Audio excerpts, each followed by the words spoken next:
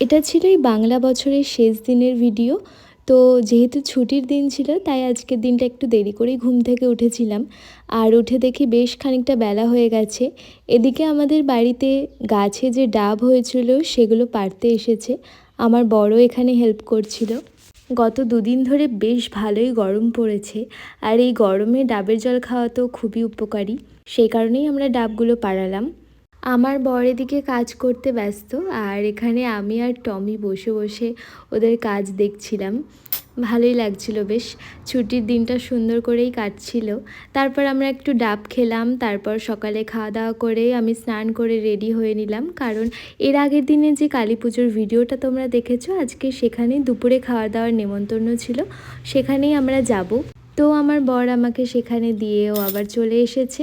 আর আমি গিয়ে দেখি ওখানে কীর্তন হচ্ছে, আর একদিকে কীর্তন ঠাকুরের আরতি হচ্ছে, অন্যদিকে রান্না বান্নার আয়োজন হচ্ছে। বাড়ির সবাই আমরা সেদিন সেখানে ছিলাম।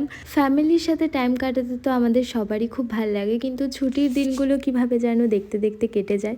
তো যাই হোক, আজকে প্রসাদে ছিল ভাত, শাক, ডাল, সবজি, পনির, চাটনি আর পায়েস। তারপর আমি আবার বাড়ি ফিরে চলে এলাম। তো চলো আজকের ভিডিওটা এই পর্যন্তই। দেখা হচ্ছে নতুন কোনো ভিডিওয়। টাটা।